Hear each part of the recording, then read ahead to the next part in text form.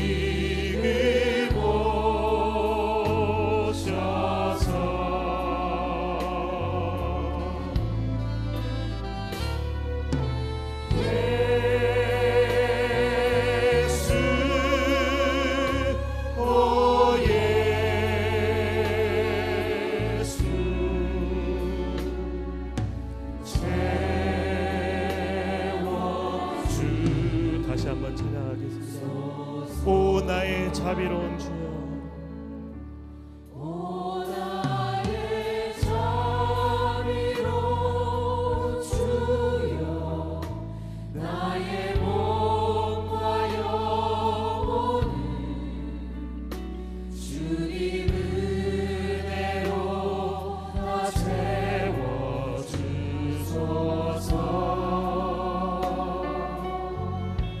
이 세상 괴로운 걱정 근심 주여 받아주시고 힘든 세상에서 인도하소서. 예수님 지금 이 자리에 오시옵소서.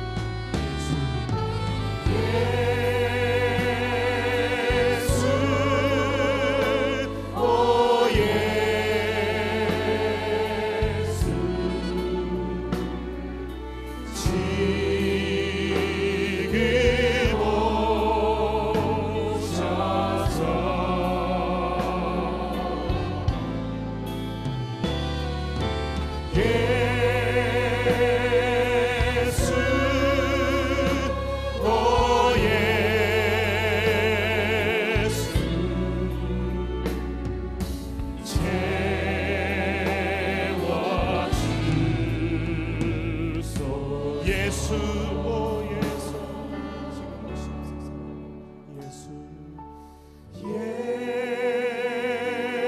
예수, 오 예수,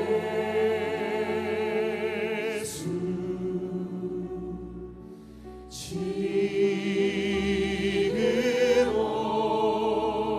오셔서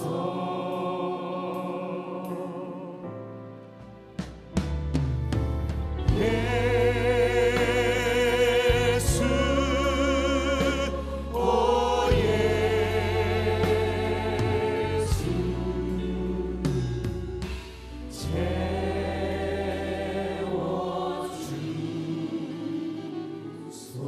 채워주소서.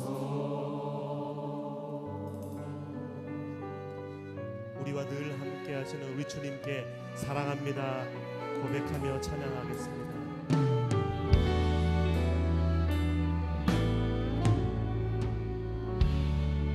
이와 같은 때에 이와 같은 때에 난 노래하네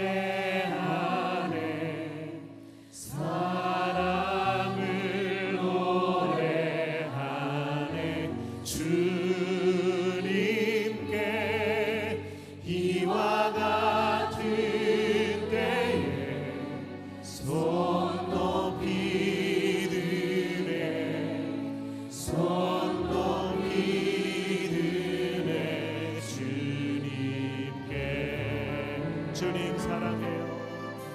주님 사랑해요 주님만을 사랑합니다. 주님 사랑해요 사랑합니다 주님. 주님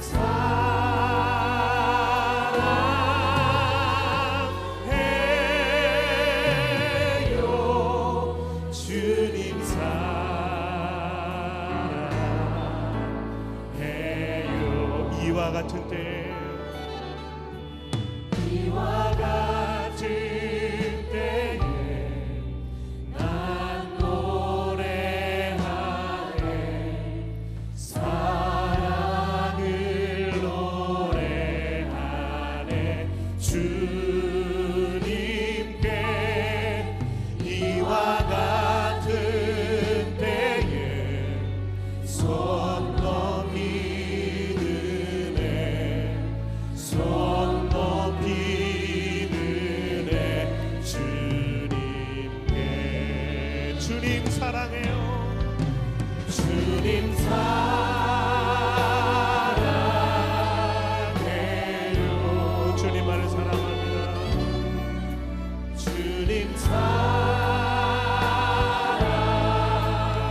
사랑해요 주님 사랑해요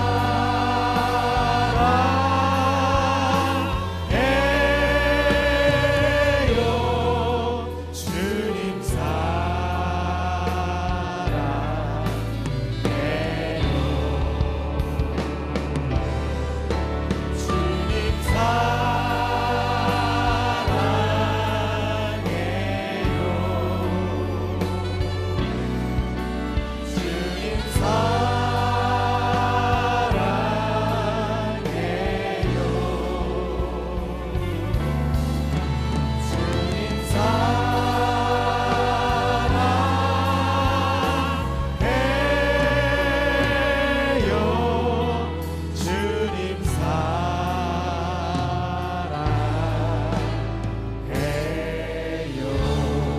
우리 주님께 박수로 사랑 고백하겠습니다. 예배 자리에 나오신 여러분을 환영합니다. 이 시간 다 함께 일어나셔서 주 여호와는 광대하시도다 찬양하심으로 인내하겠습니다.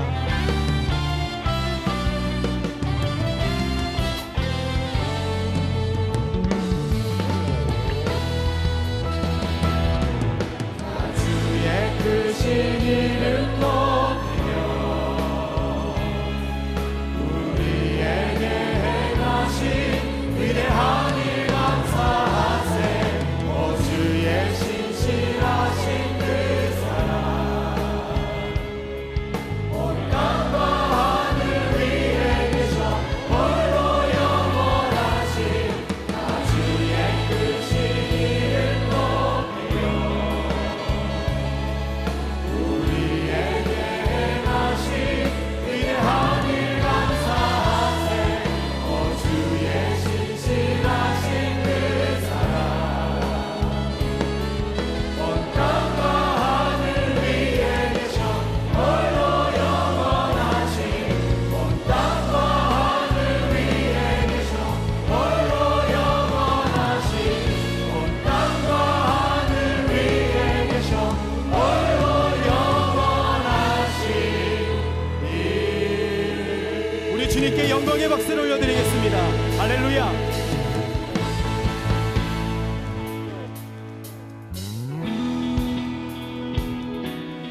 우리에게 생명을 허락하신 주님께 기쁨으로 찬양하며 나아갑시다. 호흡 있는 모든 만물들이 주님을 찬양하며 나아갑시다.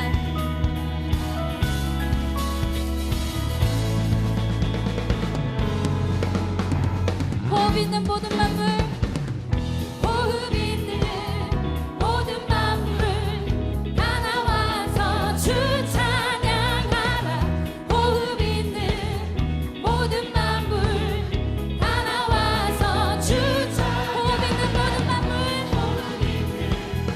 모든 만물 다 나와서 주 찬양하라 호흡 있는 모든 만물 다 나와서 주 찬양하라 이른 아침에도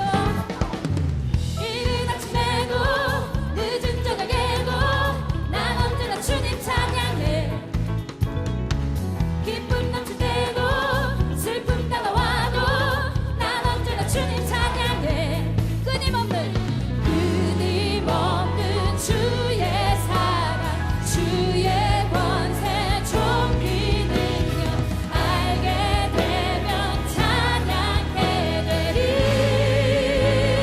호흡 있는 모든 만물 호흡 있는 모든 만물 다 나와서 주 찬양하라 호흡 있는 모든 만물 다 나와서 호흡 있는 모든 만물 호흡 있는 모든 만물 다 나와서 주 찬양하라 호흡 있는 모든 만물 다 나와서 주 찬양하라 높은 하늘에도 천사들과 함께 영원토록 주님 찬양해 온 땅에서도 모든 만물 함께 모든 민족 주님 찬양하네 끊임없는 주의 사랑 주의 권세 종기 능력 알게 되면 찬양해 되리 다시 한번 끊임없는 주의 사랑 끊임없는 주의 사랑 주의 권세 종기 능력 알게 되면 찬양해 되리 더 큰 목소리로 호흡 있는 모든 만물 다 나와서 주 찬양하라 호흡 있는 모든 만물 다 나와서 주 찬양하라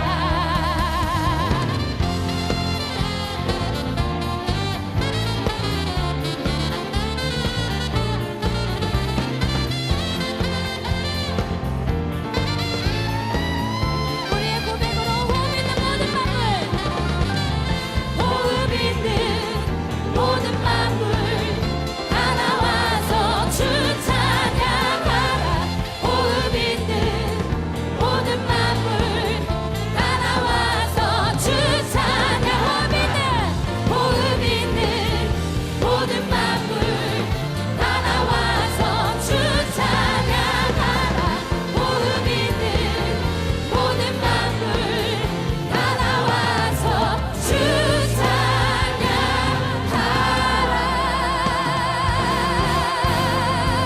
아멘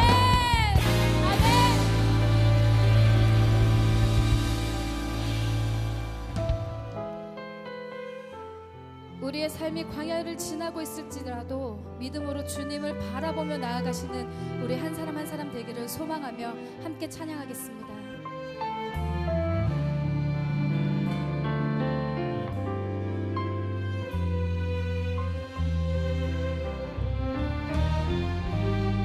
광야를 지날 때 시험을 당할 때 어려운 순간에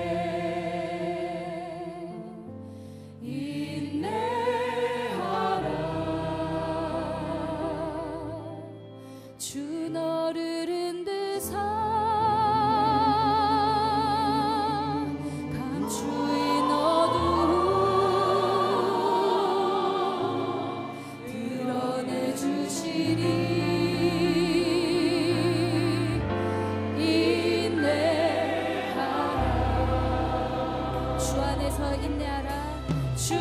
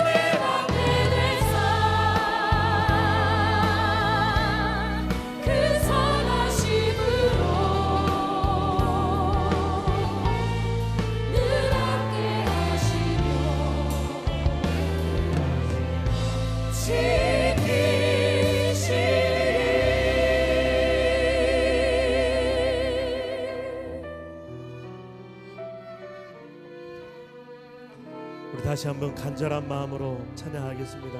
주님여 이 손을 꼭 잡고 가시옵소서.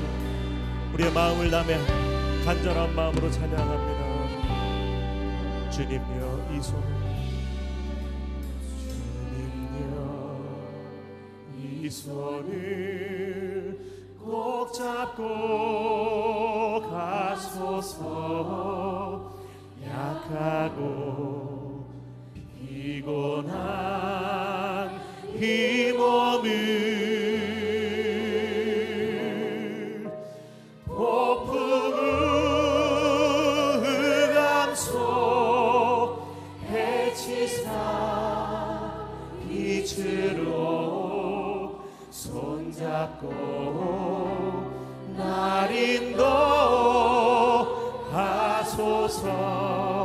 인생이 힘들고 고난하겠죠. 인생이 힘들고 고난이 겹칠 때 주님여 날 도와 주소서. 외치는 이 소리, 외치는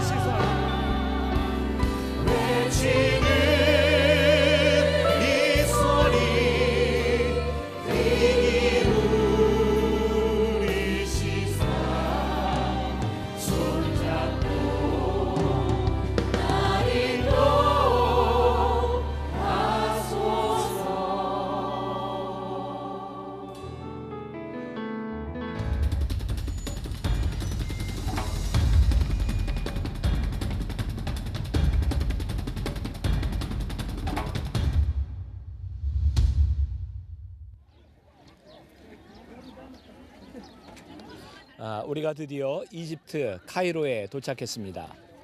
우리가 말로만 듣던 스핑크스 그리고 피라미드가 보이고 있죠. 이 이집트가 얼마나 이 강대한 나라였는지 4,500년 전 그들의 문화를 볼 수 있는 곳입니다. 이제 우리가 이스라엘 사람들이 머물렀던 곳으로 우리들이 이제 옮겨가게 될 텐데, 그 고센 땅에서 라암셋에서 그들이 겪었던 그 문화의 충격들, 또 그들이 거기서 출애굽할 때 얼마나 강대한 나라에서부터 그들이 나왔는지를 볼 수 있는 시간이 될 것 같습니다. 계속해서 우리 라암셋으로 또 고센 땅으로 옮겨가 보도록 하겠습니다. 엄청난 유적과 유물로 가득한 카이로를 떠나 우리는 이스라엘 민족들이 모여 살았다는 지역으로 이동하였습니다.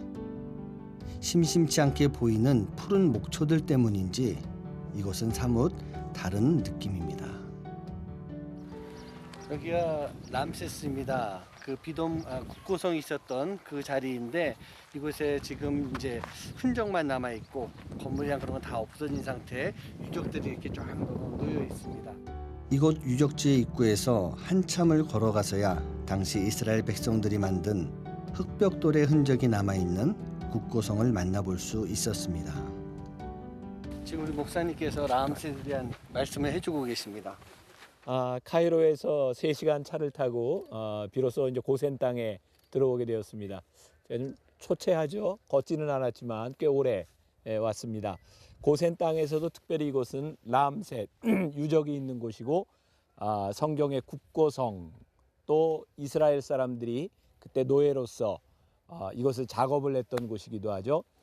옆에 보이는 이 흙 더미들이 아마 그때 쌓았던, 더 고되게 하기 위해서 짚을 주지 않고 진흙으로만 이겼던 곳이라 추정이 되는 곳이기도 합니다. 오늘 말씀의 주제가 축복의 징검다리입니다. 고센 땅은 이 애굽 땅에서 제일 비옥한 땅입니다. 이제 나일 삼각주 델타 지역이 있는 곡창지대이기도 하죠. 요셉으로 인해서 이스라엘 백성이 이곳에 머물렀지만 이곳은 영원히 머물 수 있는 곳이 아니었습니다. 그들은 가장 풍족한 땅에 있었지만 하나님께서는 그들로 하여금 여기에 머물도록 하신 것이 아니라 하나님이 지시하시는 곳으로 떠나도록 하는 징검다리였을 뿐입니다. 때때로 우리들이 인생을 살아가면서 편안함에 안주할 때가 있습니다. 하나님은 우리로 하여금 편안함에 안주하라고 말씀하시기보다는 하나님의 나라를 향해서 떠나가라고 말씀하시기도 합니다. 오늘 이곳에서 여호와 하나님의 밤, 기적의 밤이 시작되는 곳이기도 합니다. 이제 우리가 광야의 여정을 따라 출애굽 여정을 따라 갈 텐데 바로 이곳에서부터 출발한 출애굽 여정을 우리들이 보게 될 것입니다. 이 주변에 있는 이 라암셋 유적을 보면서 굉장히 거대한 그 당시에 어떻게 이런 신전과 이런 조각상들을 만들 수 있을까 생각될 정도로 굉장한 유적들이 펼쳐져 있는 곳이기도 합니다. 사랑하는 여러분, 우리는 이곳에서 머무는 사람들이 아니라 떠나는 사람들입니다. 묘하게도 지금 이제 모래바람이 싹 불고 있는데 떠나라는 것 같아요. 그렇죠? 네. 갑시다. 네. 비옥한 땅, 모든 것이 풍족하고 익숙한 이곳을 떠나야 하는 이스라엘 백성들.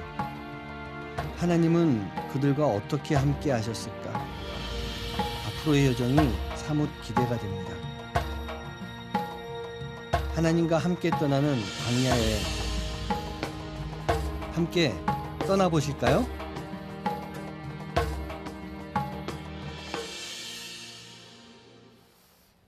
앞으로 8주 동안 여러분들과 함께 광야 여행을 떠나게 됩니다. 관심이 좀 있으세요? 자, 여러분들이 이제 8주 동안 여러분들에게 나눠드린 이 지도를 그냥 오늘 한 번 보고 버리는 것이 아니라 여러분들 성경책에 꼭 넣어가지고 8주를 함께 갑니다. 이 지도를 따라 우리들이 가면서 성경을 배우게 되고요. 여러분들의 출애굽 여정을 통해 여러분들에게 주시는 하나님의 말씀을 우리들이 배우게 될 것입니다.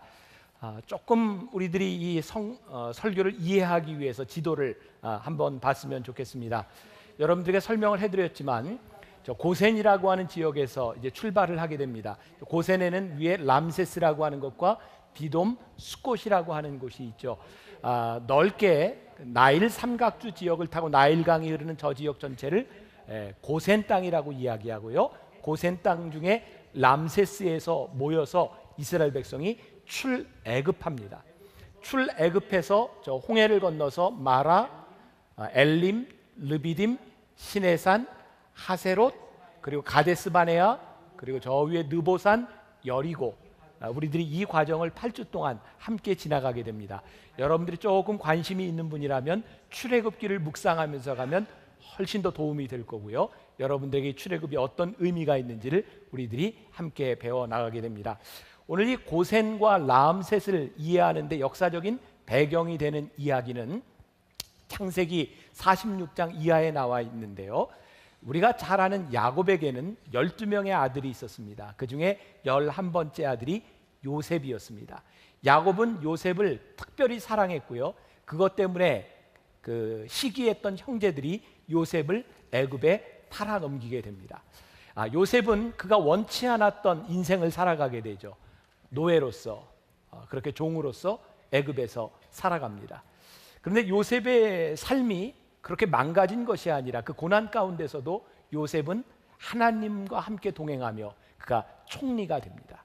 그리고 그가 총리가 되었을 때 그 애굽에는, 아니 근동지방 전체에는 7년 동안 풍년이 들고 7년 동안 흉년이 들면서 아마 그 피라미드의 역할 중에 하나가 어쩌면 그 곡식을 쌓아두는 곳이었을지도 모른다고 추정을 하기도 하죠.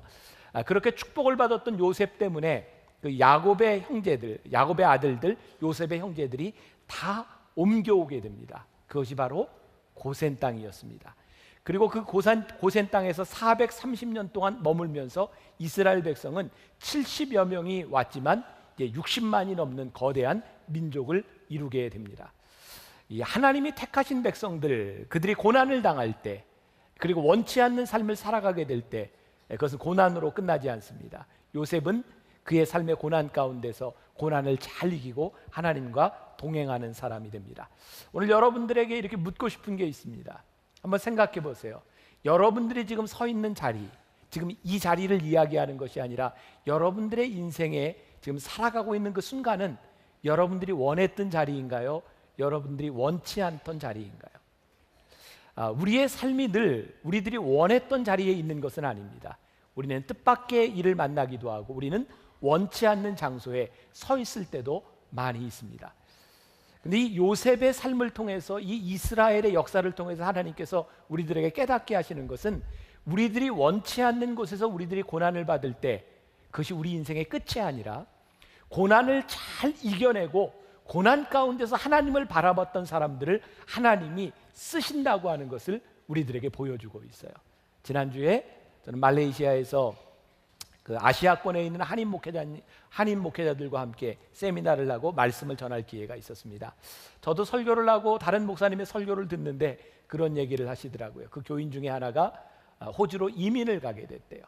근데 그 이민 간 곳이 한국 사람들이 그렇게 많지는 않은 곳이었나 봐요. 한인 교회가 한 9개 정도 되는 곳인데 목사님에게 편지를 냈답니다. 이메일을 보냈대요. 목사님, 제가 어떤 교회를 선택해야 될까요? 그래서 목사님이 기준을 몇 가지 얘기해 줬대. 아무데나 선택하지 말고 교회 가서 예배 드려보고 이렇게 뭐 신학은 건강한지, 목사님은 올바로 신학을 한 분인지 이런 것도 보고, 그리고 괜히 이민교회 갔다가 점심에 그 김치 먹다 김치 맛있다고 막 등록하거나 이러지 말라고. 그 보니까 김치 맛있다고 등록하는 사람도 있는 것 같아요. 간혹 가다가. 그래서 그 교인이 얼마나 신중했는지 1년 동안 9교회를 쫙 돌아보고 1년 후에 목사님께 편지를 보냈대요. 목사님, 제가 꿈꾸던 좋은 교회를 만났습니다. 그리고 그 교회에 등록을 했대요. 1년쯤 지나고 다시 편지가 왔대요. 목사님, 제가 속았습니다. 제가 그 교회에 등록을 했는데 제가 생각했던 그런 교회가 아니더라고요. 그러면서 뭐가 마음에 안 드는지 이렇게 하나하나 조목조목 이렇게 쓰기 시작했대요. 목사님이 그 글을 보고 가만히 생각해 보니까 이 교인이 속았다고 이야기하는 것, 마음에 들지 않는다고 하는 것은 이분이 평생 신앙생활을 했던 그 교회와 새로운 교회가 다르다는 거였어요. 다른 곳에서 이분은 그것이 틀리다고 생각을 했고 속았다고 생각을 한 거죠. 그래서 목사님이 다시 편지를 냈대요. 속았다고 생각하지 말고 틀린 것과 다른 것을 구분할 줄 아는 사람이 되었으면 좋겠다고 그렇게 편지를 냈더니 지금까지 답장이 없대요. 어떻게 됐는지 모른대요. 근데 여러분, 우리 한번 생각해 보세요. 여러분들이 생각했던 그곳에 있지 않은 것 때문에 여러분들의 삶이 절대로 잘못되지 않습니다.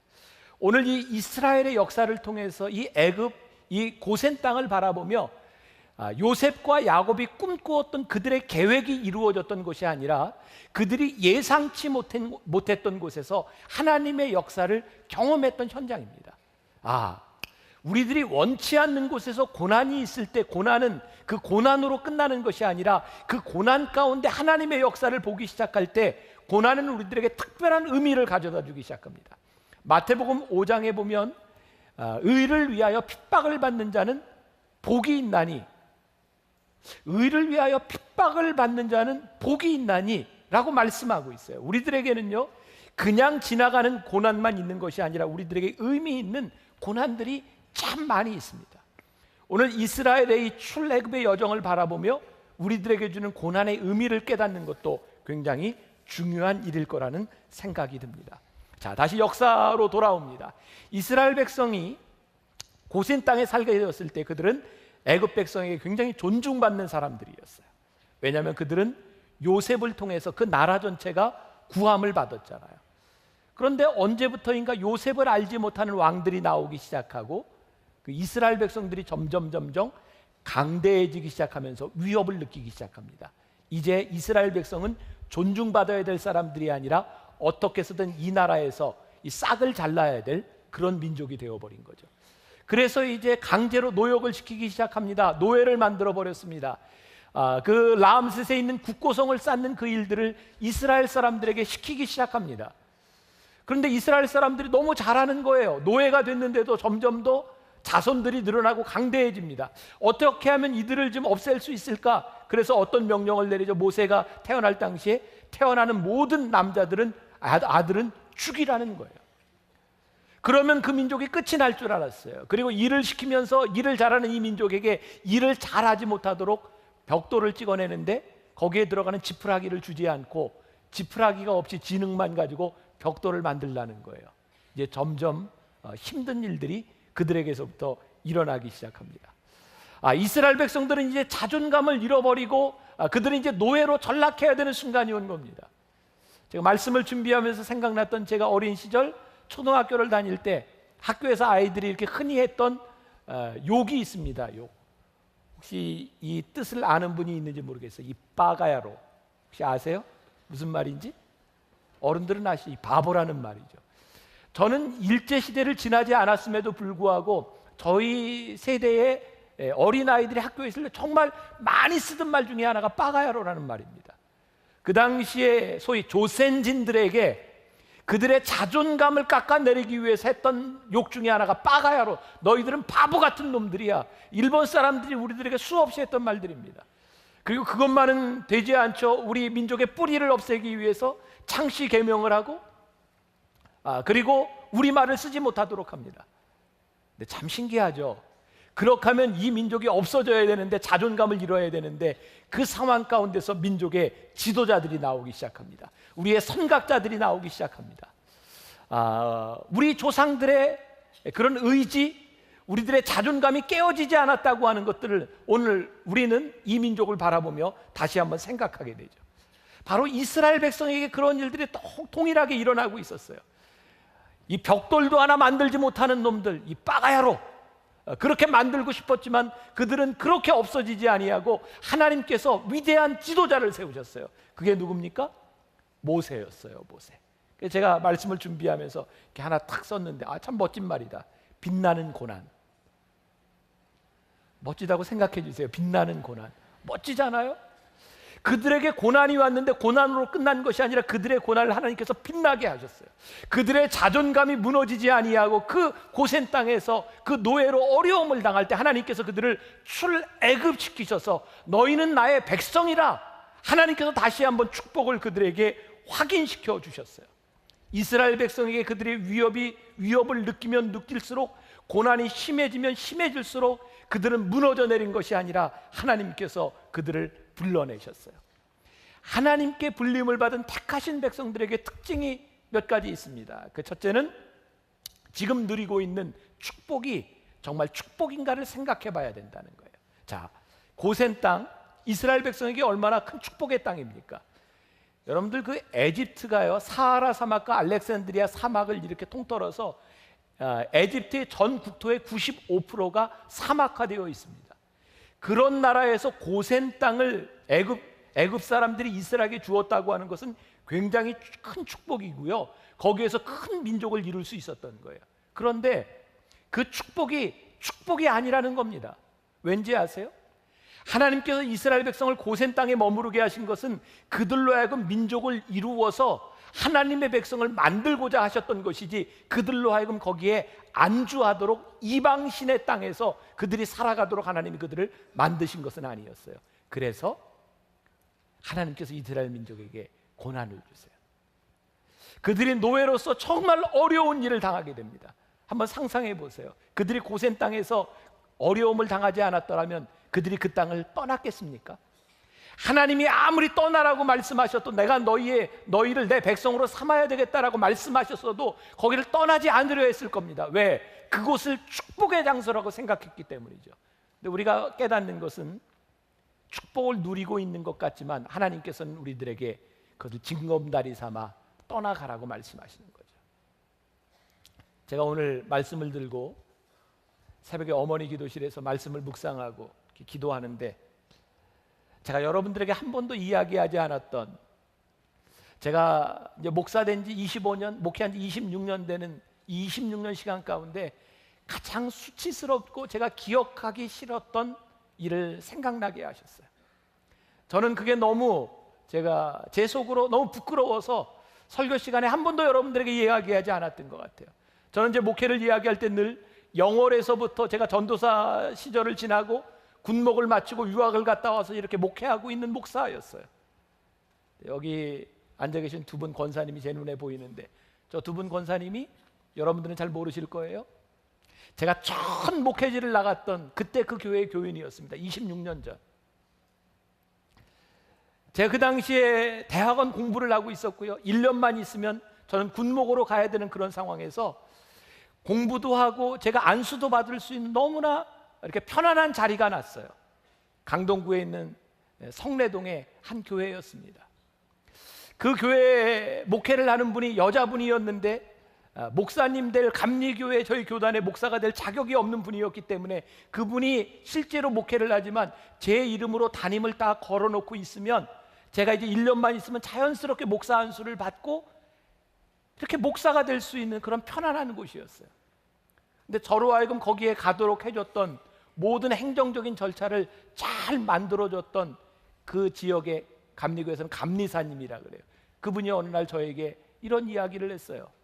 거기 있는 목사님이 저희 교단에서 정식으로 안수를 받을 수 없는 분인데 어디선가 목사 안수를 받고 왔는데 저한테 책임을 지라는 거예요. 그걸 내가 어떻게 책임을 집니까? 행정적으로 이렇게 해놨지만 실제 담임도 제가 아닌데 제가 어떻게 책임을 집니까? 저는 제가 왜 그 시간을 이렇게 기억하고 싶지 않은가? 우리 두 분 권사님 죄송해요. 그때 저하고 참 재밌게 지냈는데 사실 그때 저는 영적인 암흑기였습니다. 왠지 아세요? 저는 예배 시간마다 졸았어요. 제 아내가 제 옆에서 조는 저를 얼마나 깨웠는지 몰라요. 제가 편안한 곳이었고 조금만 참으면 목사 안수를 받을 수 있는 곳이었지만 그 편안한 곳은 저에게 결코 편안한 곳이 아니었어요. 그래서 책임을 지고 어떻게 하라는데 제가 떠나야 되겠다는 생각이 들었어요. 제가 그냥 버틸 수 있었어요. 근데 이렇게 살아가는 것은 너무 수치스러운 일이라는 생각이 들었고 떠나야 되겠다고 생각하고 저에게 찾아졌던 자리가 영월에 있는, 영월에서도 차를 타고 한참을 들어가야 되는, 하루에 버스가 2대밖에 다니지 않는 곳이었어요. 제가 여기가 목회할 곳이고 제가 살아야 될 집이라고 소개를 하는데 들어가자마자 천정에서는 구더기가 떨어지고요, 쥐가 죽어서 구더기가 떨어지는 곳에서 겨울에 아침에 일어나면 제가 자고 있는 방 안에서 빨래가 얼어버리는 그런 추운 곳에서 제가 그렇게 목회를 했어요.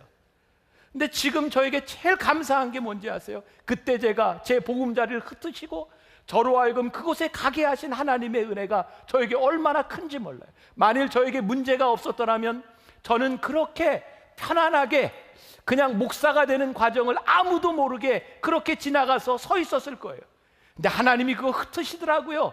저로 하여금 떠나게 만드시더라고요. 그리고 제가 깨닫게 된 것이 있습니다. 편하게 있는 것이 축복의 자리가 아니라 제가 힘들었던, 어쩌면 제 인생에 가장 어려웠던 그 시간을 지났던 것이 제 인생의 가장 큰 축복이었던 것을 하나님이 깨닫게 하셨어요. 사랑하는 여러분, 고센 땅, 그것이 분명히 좋은 곳입니다. 그러나 그곳에서 여러분들이 하나님의 사람으로 살 수 없을 때 그것은 여러분들의 축복의 땅이 아니라 그것을 밟고 떠나야 되는 징검다리일 뿐입니다. 오늘 하나님께서 이 출애굽 사건을 통해서 우리들에게 가르쳐 주시는 겁니다. 사랑하는 여러분, 만일 여러분들이 축복인 줄 알았지만 그곳에서 여러분들이 하나님의 자녀로서의 삶을 살아갈 수 없다면 그것은 축복이 아닙니다. 그곳에 머물러 있으면 여러분들의 삶을 수치스럽게 할 수도 있습니다. 그것은 떠나가야 할 곳입니다. 그래서 우리 하나님의 사람들에게 지금 우리들이 머물고 있는 것이 정말 축복의 자리인가를 우리들이 점검해 봐야 되고요. 출애굽기 2장 23절부터 24절까지 말씀 보니까 같이 한번 봉독해 볼까요? 한 목소리로 시작. 여러 해 후에 애굽 왕은 죽었고 이스라엘 자손은 고된 노동으로 말미암아 탄식하며 부르짖으니 그 고된 노동으로 말미암아 부르짖는 소리가 하나님께 상달된지라. 하나님이 그들의 고통 소리를 들으시고 하나님이 아브라함과 이삭과 야곱에게 세운 그의 언약을 기억하사, 하나님이 택하신 백성들에게는요 고난의 자리에서 하나님이 우리의 부르짖음을 들으신다는 거예요. 그들이 430년 너무나 편한 시간을 지나가며 그들은 하나님을 잊고 있었습니다. 그들이 보금자리가 흩어지는 그 어려움 가운데서 고난 가운데 부르짖을 때 하나님이 그들의 소리를 들으셨다는 거예요. 여러분, 축복이 뭡니까? 하나님이 우리들의 부르짖음을 들으시는 것이 축복이에요. 여러분들의 소리를 들으시는 것이 축복이에요. 하나님께서 우리의 부르짖음을 들으셨고 하나님께서 언약을 기억하셨다. 사랑하는 여러분, 하나님께서 아브라함을 부르실 때에 아브라함에게 어떤 축복을 주셨는지 아세요? 내가 너로 하여금 복의 근원이 되게 하겠다. 근데 너무나 편안한 곳에서 그는 복의 근원이 되지 못했어요. 이제 깨닫게 됩니다. 하나님께서 그들을 부르셔서 고센 땅에서 출애굽시킴으로 다시 한번 너희들의 복의 근원이 되는 것이 무엇인지를 깨닫게 하시는 거예요. 말씀을 보면서 깨닫게 되는 것이 있습니다. 오늘 본문 38절 말씀에 보니까 나오나요? 38절? 그럼 성경을 보셔도 괜찮아요. 이런 말씀이 있습니다. 수많은 뭐와? 잡족과 양과 소와 힘이 많은 가축이 그들과 함께 하였으며, 여기 나오는 듣는 잡족은 굉장히 기분 나쁠지 모르지만 아무튼 잡족이 있었다는 거예요.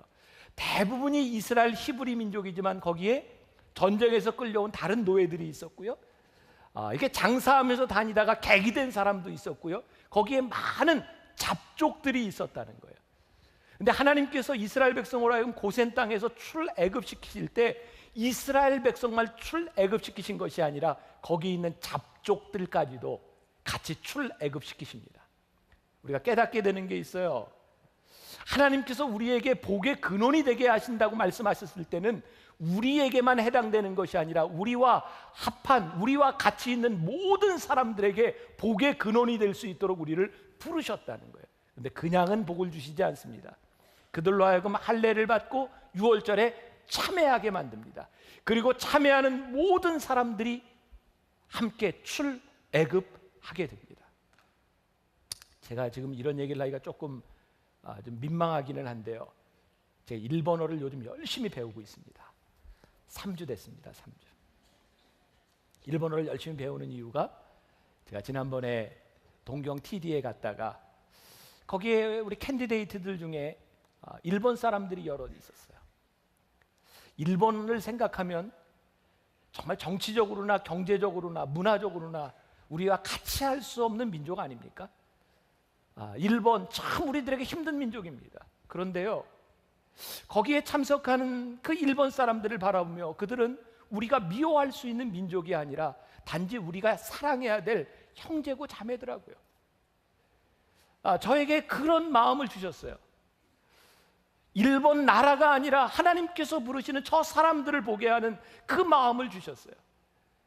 제가 오면서 일본에 있는 교회에서 그런 약속을 했습니다. 자, 내년에 올 때 제가 완전하게는 못하지만 제가 일본어로 설교할 수 있도록, 제가 잘할 수는 없지만 영성훈련을 인도하면서 중요한 구절 하나라도 제가 통역을 세워서 하지만 제가 일본어로 여러분들과 나눌 수 있도록 일본어를 공부하고 오겠습니다. 그리고 약속을 덜컥 해버렸네. 그래서 지금 열심히 공부하고 있어요. 내년도에 가려고. 저에게 깨닫게 하시는 게 뭔지 아세요? 미워하는 그 민족이 아니라 하나님께서 품으시는 그 민족을 보게 하시는 것. 우리 크리스찬들에게 주시는 가장 큰 축복이 뭐라고 생각하세요? 하나님께서 여러분들에게 주시는 가장 큰 은혜가 뭐라고 생각하세요? 누구도 품을 수 없는 그 사람들을 바라보며 누구도 사랑할 수 없는 그 사람들이라고 이야기할 때 하나님의 마음을 가지고 사랑하고 품을 수 있는 우리로 하여금 선행의 기회를 주시는 것, 그것이 믿음을 가지고 살아가는 그리스도인들의 특권이 아니겠는가? 오늘 여러분들에게 책을 하나 소개해드렸어요. 필 라이컨이라고 하는 사람이 쓴 사랑한다면 예수님처럼, 이 가을에 여러분들이 편안하게 읽을 수 있는 좋은 책입니다. 그 책에 이런 글이 나옵니다. 사랑은 주는 것에서 시작하지 않는다. 받는 것에서 시작한다. 우리는 우리가 받는 것만 줄 수 있다. 따라서 예수님을 믿어야만 우리도 예수님처럼 사랑할 수 있다.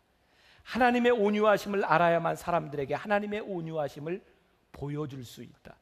물론 우리는 누군가의 구세주가 될 수 없고 그들의 죄를 씻어줄 수 없다. 불가능한 일이다. 그러나 우리가 할 수 있는 일이 있다. 그들에게 구세주에 대해 들려주는 것, 예수님과 그분의 사랑에 대해 들려주는 것이다. 우리는 사람들을 우리의 도움을 받을 자격이 있는 사람과 그렇지 않은 사람으로 쉽게 나눌 수 있다. 만일 하나님께서 그렇게 세상을 나누셨다면 우리 중 어느 누구도 하나님의 도움을 받을 수 없을 것이다. 자격이 있는 사람은 세상에 단 한 명도 없기 때문이다. 그러나 자격 없는 우리가 하나님의 온유하심을 경험했다. 이스라엘 백성이 출애굽할 수 있었던 것은 그들에게 자격이 있었기 때문이 아닙니다. 하나님께서 그들의 부르짖음을 들으셨기 때문에 하나님께서 그들을 출애굽시키셨을 뿐입니다. 오늘 여기 있는 우리들이 고센 땅에서 혹은 여러분들이 고난의 시간을 지나가고 있을 때 여러분들이 하나님의 사랑을 받을 수 있는 것은 여러분들에게 자격이 있기 때문이 아닙니다. 하나님이 여러분들의 부르짖음을 들으셨기 때문에 하나님께서 우리를 구원해 주시는 겁니다. 그것이 우리들이 알아야 하는 복음입니다. 오늘 여러분들 다른 거 다 잊어버려도 좋은데 한 가지만 꼭 기억하십시오. 오늘 본문 말씀 42절을 봅시다. 42절 같이 한번 볼까요? 이 밤은 그들을 애굽 땅에서 인도하여 내심으로 말미암아 여호와 앞에 지킬 것이니 이는 여호와의 밤이니라. 이스라엘 자손이 다 대대로 지킬 것이니라. 여기에서 여러분들 여호와의 밤이라고 하는 곳에 밑줄을 한번 쭉 그셔도 좋고 하이라이트를 해주셔도 좋을 거예요. 42절에 여호와의 밤이라고 하는 구절. 여러분 밤하면 뭐가 생각나세요? 밤. 벌써 여름이 다 지나가고 이제 쌀쌀한 가을이 됐죠. 여름이 되면 늘 나오는 것 중에 저희 세대 사람들은 TV에서 늘 뭘 봤냐면 전설의 고향을 봤어요. 전설의 고향에 나오는 귀신은 대개 이렇게 소복을 입고 하얀 소복을 입고 머리를 기르고 그리고 여기에 피가 좀 이렇게 묻어 있는 귀신이 늘 여름이 되면 나타났었어요. 근데 그 귀신이 낮에 나든가요? 밤에 나타나든가요? 밤에 나타납니다. 요즘 귀신은 많이 변했습니다. 그런 귀신 잘 안 나오고요. 요즘은 뭐 학교에서 죽은 아이의 귀신 내지는 뭐 이제 뭐 폰, 뭐 그 다음에 뭐 뱀파이어, 뭐 늑대, 뭐 이런 것들 귀신이 많이 바뀌었어요. 근데 아무리 귀신이 바뀌어도 귀신이 나오는 때는 밤입니다. 밤. 귀신은 늘 밤에 나옵니다. 밤은요 우리들에게 어두움이고 두려움이고 무서움입니다.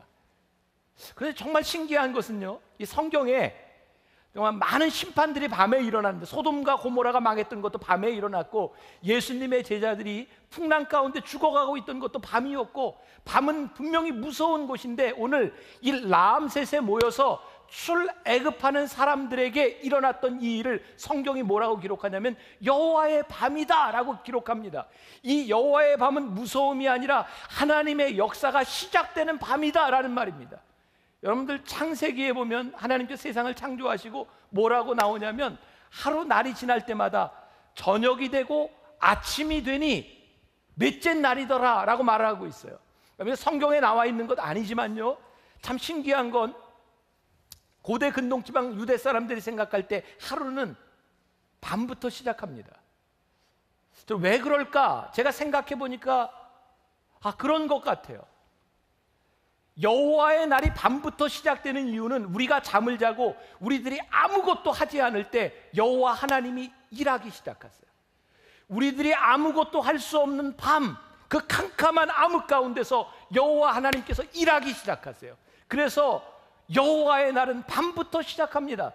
여기에 나오는 이 여호와의 밤이라고 하는 것은 캄캄한 어둠을 이야기하는 것이 아닙니다. 이 밤은 여호와 하나님께서 일하기 시작하시는 밤이고 이 밤을 통해서 하나님께서 이스라엘을 구원하시는 역사가 이 밤에서 시작됩니다. 오늘 여러분들에게 제가 믿음으로 도전하고 싶은 게 있어요. 사랑하는 여러분, 여러분들 가운데 혹시 밤을 지나고 있는 분이 계세요? 두렵고 떨리고 정말 무섭고 그런데 그 밤에 하나님이 일하신다는 거예요. 여호와의 밤에 하나님께서 그들을 구출해내시고 하나님의 역사를 이루어내시겠다는 거예요.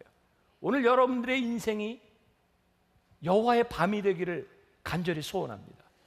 여호와의 밤에 하나님께서 그들을 이끌어내셨을 때 그들은 광야를 걸어가며 구름 기둥과 불 기둥으로 인도하시는 하나님의 역사를 경험합니다.